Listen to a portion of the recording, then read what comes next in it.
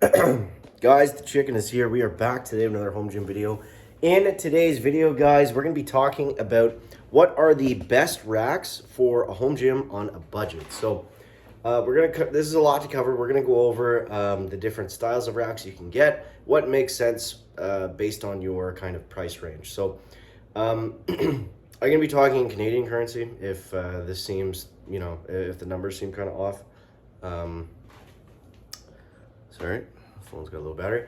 All right, so let's start it off. Now, you basically have three different types of racks. You have squat racks, you have half racks, and then you have full racks. The difference is a squat stand is 2 posts, a half rack is 2 posts with, a half rack is technically 4 posts, but with the posts a lot closer together.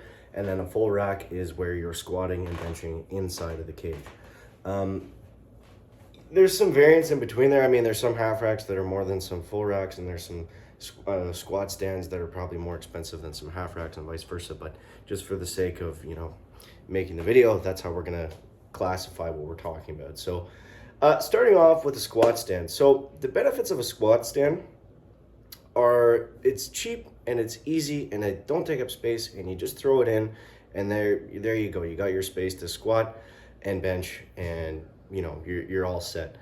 The cons of a squat stand are it's really hard to get accessory stuff to work with it. Unless you're an Olympic lifter, like the workouts get kind of boring after a while because you're, literally just squatting and benching. And you don't have a lot of stuff that you can add on. Even like if you don't have a cross member, if you just have individual squat stands, which would be the cheapest to go, which is why we're starting here. You don't have any functionality to it. It's just there to hold the bar pretty well. So, they can make sense. And at the same time, you can get a cross member for it. So you can wrap a band around, and then you can do some stuff from there. So then, that's basically, squat stands are really great. Obviously, yes, they're lower in cost, but they're the best for, if you don't have a lot of space, if you're in an apartment or something like that, then a squat stand is 100% the way to go, especially if it's just not going to be something like short term. But if you're really looking to build out a home gym, you're probably looking more so at half racks or full racks. Now, me personally, I prefer a half rack. I've talked about this before. I don't like the feeling of being confined in a full cage setup. And obviously, yes, if you get a full rack, you can still squat outside, but that's getting, that's taking up a very large footprint at that point. So I'm going to assume that most people wouldn't do that. But for me, I prefer the half rack setup, which is, what you can see right here. Yeah, I don't know how well you can see that, but yeah, so basically, it allows you to squat outside of the rack. You've got space to move back and forth. And it's just something that is my personal preference. So I mean, that's got to come into account too. So for half racks, you can you have a little bit more customization options because you can you can build off of a squat stand to make a half rack, which is what I've done.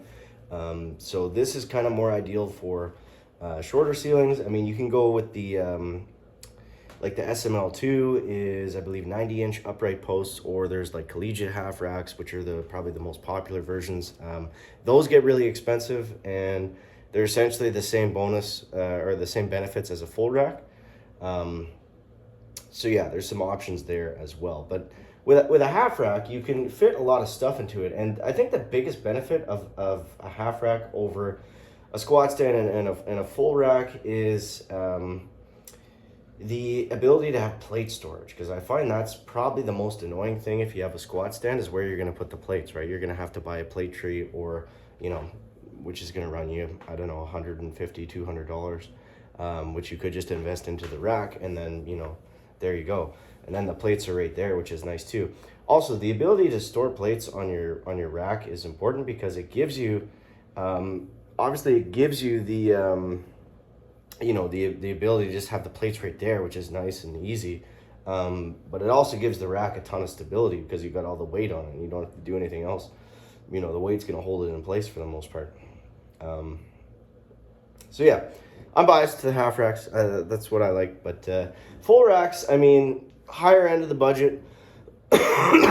For a full rack, you're looking at probably, I don't know, 1,200 minimum, like starting, and then tax and shipping and blah blah blah. So probably $2,000 by the time it gets to your door.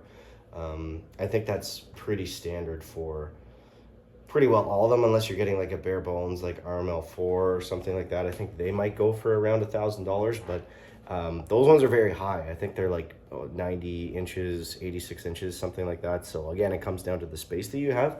But the benefit of the full rack is you can put whatever you want on it. You can get, the dip attachments. You can get, you can get as crazy as you want with it. I mean, you can put cable stations, stack weights in there if you wanted to as well. And the full rack is nice because you can do everything inside of the rack. You can squat inside, you can bench inside, you can deadlift inside, you can do rack pulls, you can do pin presses, squat, pin squats, things like that are a lot easier inside of a full rack, especially with adjustable arms in the center. You can still do pretty well all that stuff with a half rack, but it's a little more annoying because you got to take out the safety arms, put them in, and they're, kind of heavy to move around all the time. You'll find with home gym stuff that anything that has like an ease of use feature is always like, it's always worth it in the long run, because that's the most annoying thing is like, yeah, sure, you got that. That's why I wanted to get like a standalone bench press as well, just because I didn't want to drag the bench in and out of the rack every single time. It's annoying. And if you're working out, I don't know, 4 or 5, 3, 2 times a week, whatever, it's annoying and it takes up your time. And the biggest benefit of a home gym is that you have more time to work out, and it takes less away from your life. So it's like all that little stuff is nice, and that's what you would have in a normal gym, right? It's like you go from the squat rack to the bench press to the whatever. So yeah, that's the one thing about a full rack, is if you're going to dedicate that much space and that much money into something, you're probably going to end up doing almost everything out of it, and it leaves you less room in your budget, most likely, depending, whatever, on getting accessory stuff, like different things that would be fun to use or that you wanted to get. Again, with the half rack or the squat stand, it doesn't take up that much space, and it's not as expensive. So you've got more room in your gym for stuff that you want to get, things that you're interested in, or whatever. But yeah, it's kind of a brief overview. So I think it's usually best to start out with something that you can build off of.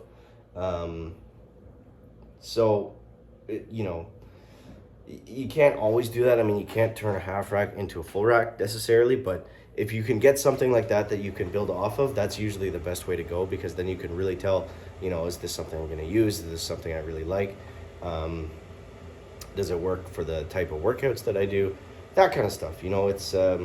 It's better to start off small and then build onto it later. But either way, I hope that helps you guys out in terms of buying your first rack. If you have any questions, let me know down below in the comments. If any of you guys out there have any tips about buying your first rack, or just let me know in general what you guys did.